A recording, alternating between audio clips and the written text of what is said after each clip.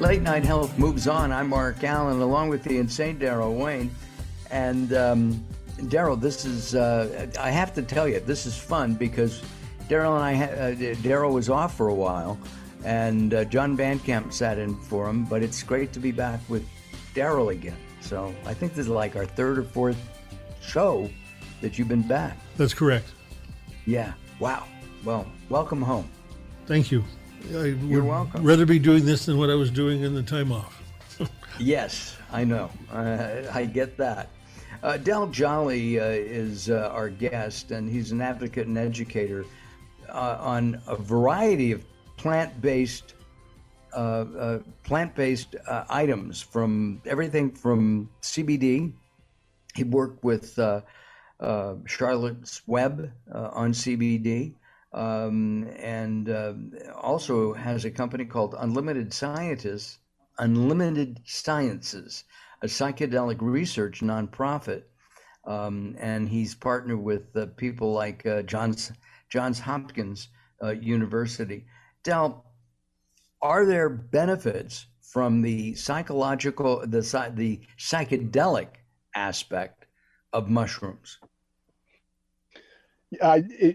Studies are showing, yes, absolutely. There are so many categories of mental health and wellness that psilocybin containing mushrooms are showing to be immensely helpful for. There's an organization who's been fast tracking a psilocybin product that's going to be FDA approved called Compass Pathways.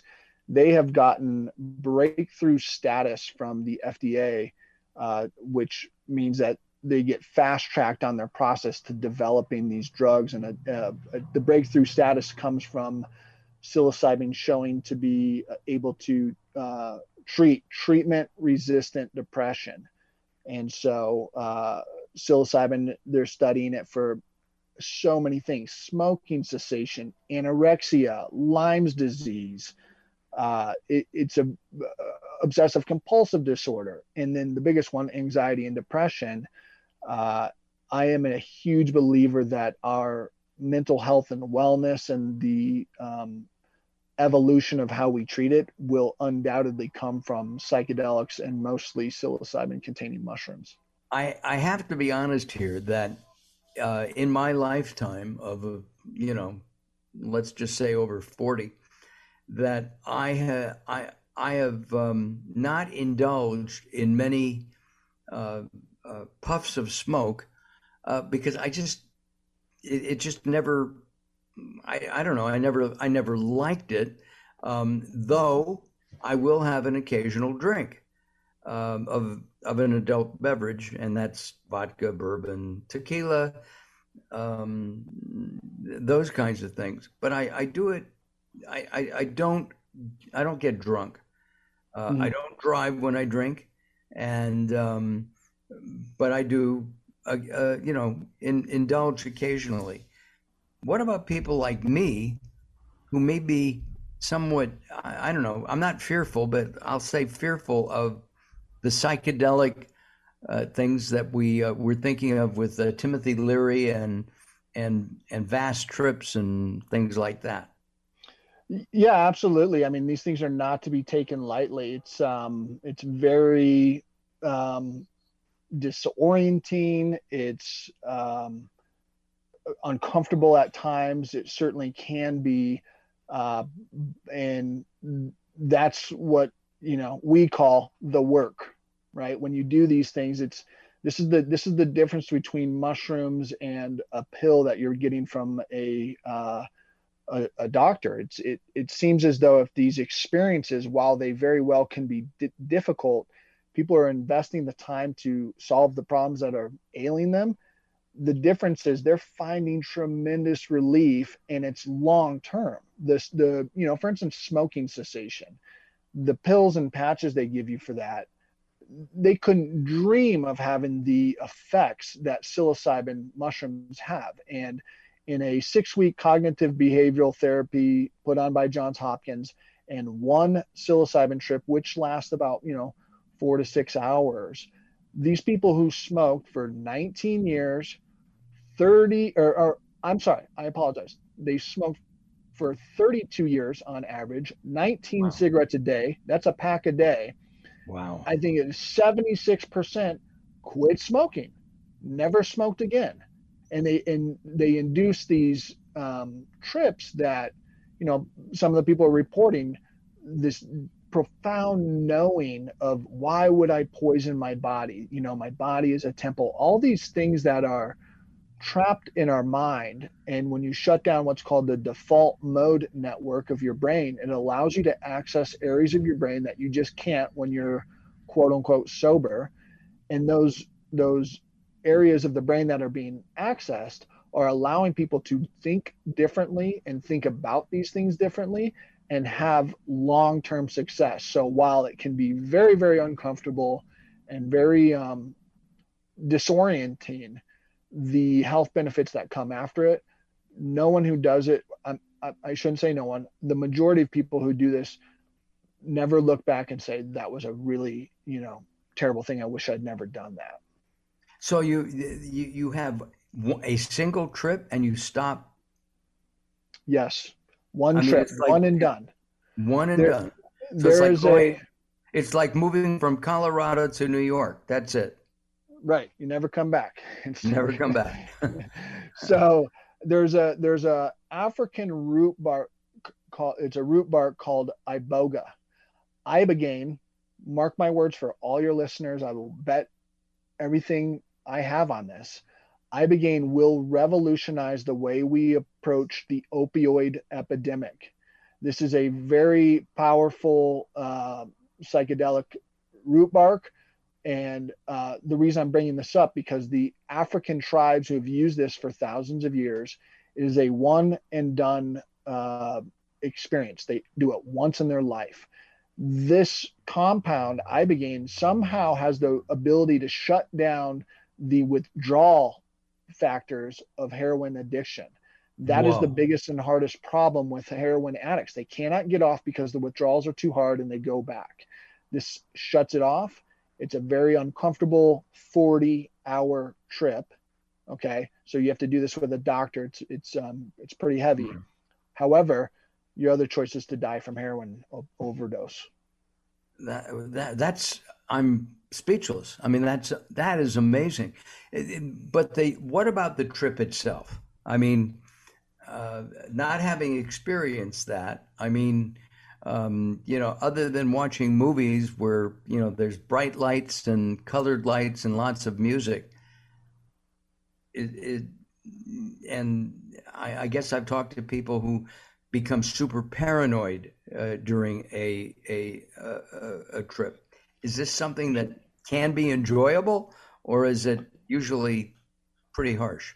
I'll just state that I am a proponent for psilocybin, and I've worked very hard to create access to it. I love the potential of psilocybin. I only have the guts to do it like once a year, so Okay. it's not easy. But it's super important. And when done, if you're doing it with a therapist on a couch and your eyes are closed, there's different ways to do it. If you're doing it at a party, chances are you're going to have an uncomfortable event. Our study with Johns Hopkins is measuring just that. How are people using this in the quote unquote real world? And we will probably be able to show that. Wow. Listen, Del, will you come back sometime? We're gonna ask your cooking partner to come on the Mark Allen Cooks program on Facebook, and because I love mushrooms, and you've given us a lot of information. I'd love to have you come back, and we'll talk about how Dragnet talked about how marijuana was a gateway drug. Absolutely. I'd love to come back, and it definitely is the gateway to showing people all the BS that we've been told about these drugs. Got it. From Umbo, UMBO. Take a look. You can go to umbo.com, right? Get Umbo, GETUMBO.com. GetUmbo.com. All right, I'm Mark Allen along with the insane Daryl Wayne. Next up, we're going to talk about Daryl Wayne and all the radio he is doing each and every day. I think it's 6 days a week. We'll find out more as Late Night Health continues.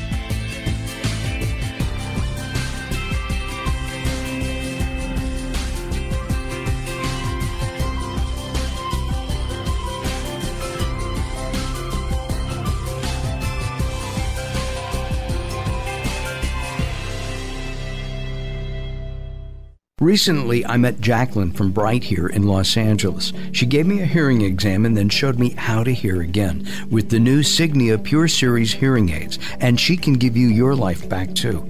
I hear birds chirping, birds cooing, and even my wife. They easily connect to my smartphone. The Signia hearing aids are amazing, and with the charge and go, I don't have to fiddle with batteries and hear all day long.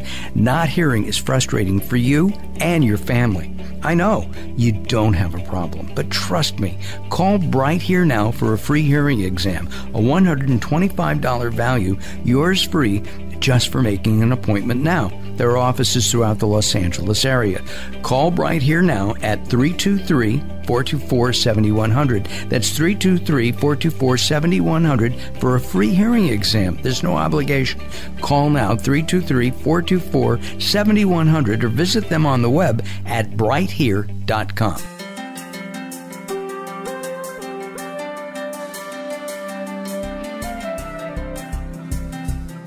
Late Night Health is proud of our partnership with the EBC, the Evolutionary Business Council.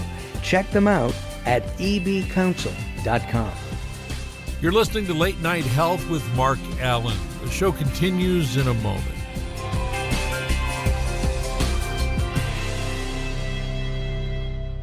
If you're listening to Late Night Health right now, you're part of the growing target of baby boomers we're serving. Hi, I'm Daryl Wayne, producer of Late Night Health, inviting you to join the Late Night Health family. If you have any business targeting the growing boomer market, Late Night Health is the ideal advertising vehicle for you. From vitamins to insurance, alternative health to Western-style medicine, Late Night Health caters to the growing population of those over 40 years old. This vibrant demographic has expendable income to fight aging, purchase travel, take care of aging parents, or just have fun. Find out about the advertising opportunities with Late Night Health. Call us at 805-391-0308. That's 805-391-0308, or email us at info@latenighthealth.com.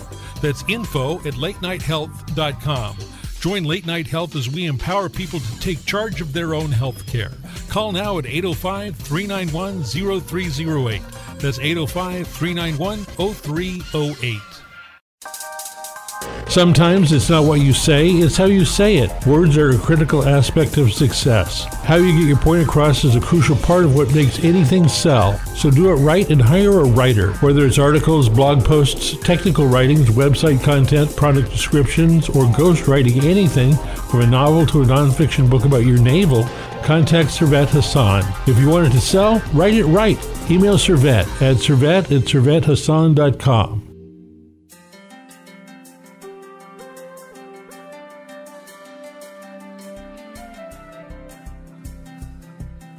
Late Night Health continues. I'm Mark Allen, and we're going to spend some time with our friend and co-producer and engineer who keeps me going each time we do the show, and that is, of course, Daryl Wayne. Daryl is a well-known air talent. They used to call us disc jockeys, but air talent, AT, is at least the current term that I'm aware of. And Daryl, I guess one of his big breaks was working at K-Rock in the 1970s into the early 80s. I was there from 1976 until 1982. Wow, 6 years. That's almost a record. I don't know. There's a lot of history there. Rodney Bingenheimer, Jed the Fish, morning team. They're probably 30 years plus on that one. Right, that's true. And you were also, I think, part of a documentary on K-Rock, weren't you? They've done several versions of both audio and video documentaries, and I've been a part of most of them. A lot of them didn't get past a showrunner. Some of them didn't make it to the screen, but I've certainly been talked to a lot about it. Was it a fun time? Absolutely. I mean, we were doing something that was unique and different in radio in Los Angeles, and the fact that when I was the program director, we were still a progressive radio station where the disc jockeys selected their own music. And that doesn't happen anymore. And while I was there, it changed. They brought in an outside programmer to tighten it up, if you will. And his first assignment actually was to homogenize the station, make it sound like everybody else in town with Led Zeppelin, Rolling Stones, Foreigner, Journey. And he found out that he was going to not be successful doing that. He had to go back to the music that we were playing, but he applied a top 40 background to it because that was what his past experience had been. And the combination of the repetition of a top 40 format with the unique music that we were playing was a hit. I have to tell you that yesterday I had I got an email. It said, "Hey, take this quiz," and it was a rock and roll music trivia, and I failed it. The only music that I can remember playing was in Memphis when I worked for WLVS Radio. I actually was a talk show host on their sister station, but every 2 or 3 weeks, I'd sit in on a Saturday for one of the weekend people. But the music, it was more like what we used to call MOR, middle of the road. But every hour we played one Elvis song. So I'm not a music guy at all. I mean, I know what I like, but I've not been a music DJ. So if the songs were if the quiz was about show tunes, you would have done better. That I actually, for public radio, we had a Broadway show, a Broadway music show, and every now and then I would sit in on that.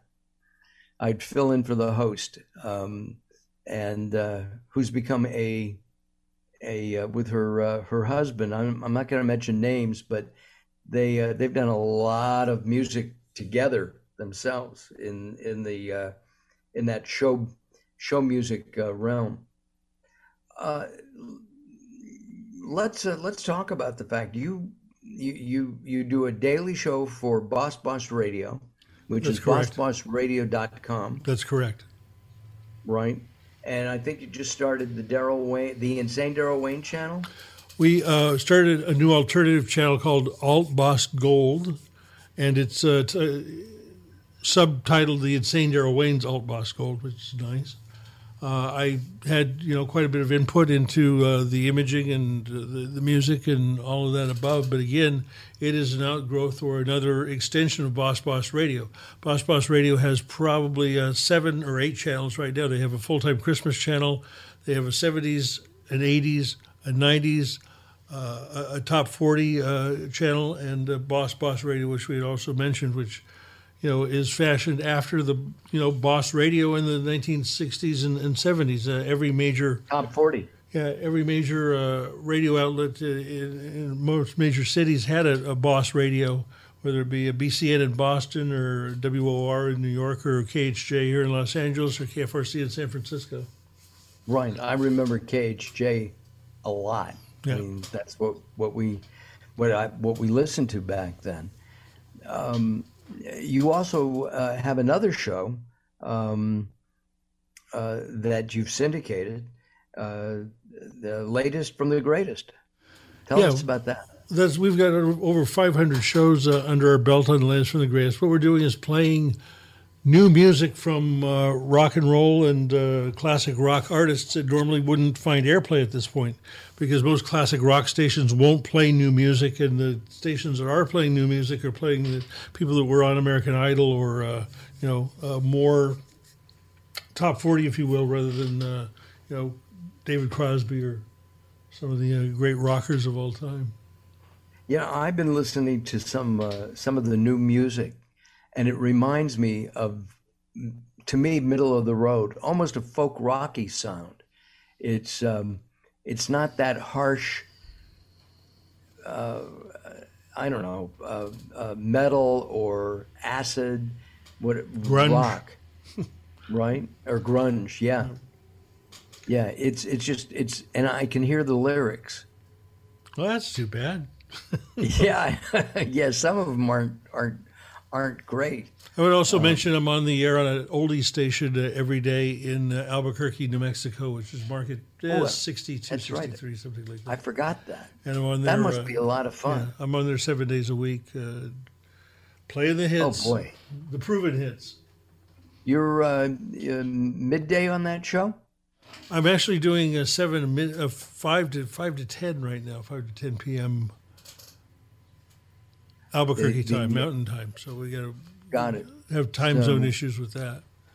5 hours there. Yeah. How do you're doing this, of course, through a variety of technology. Do you ever think you're on Albuquerque, but the technology is what you use for Boss, or latest from the greatest? Well, there are ways of getting yourself confused, no question. I haven't given the wrong call letters on the air in a couple of years.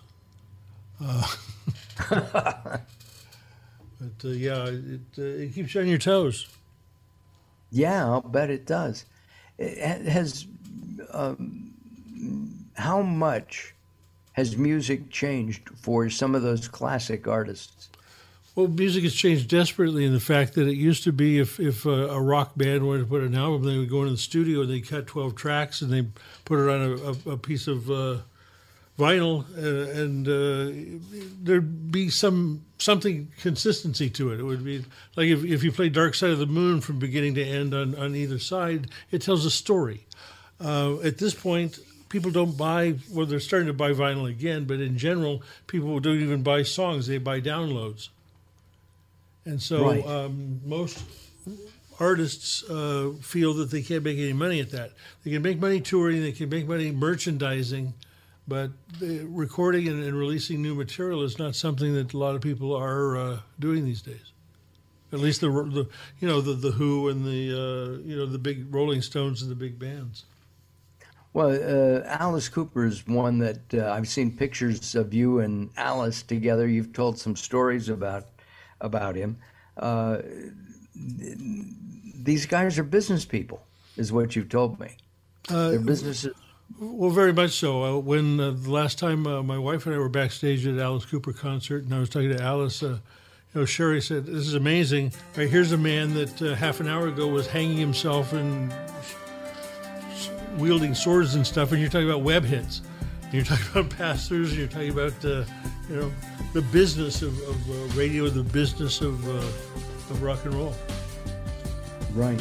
Hey, listen, Daryl, thank you very much for sharing that with us. And you can listen to Daryl in all of those places. We'll try to put some links up on our website on this interview with Daryl. That'd be nice. Well, I'm Mark. I'm sorry, say that again. I said that'll be nice. We will do that. Well, thank you, Daryl, as always. Appreciate your help. We had a good time with Umbo today. And we will be back next week, same time, same place, all that kind of stuff. Have a good week, everybody. Have a great week. And most importantly, have a healthy week. We'll see you next time. Bye-bye for now.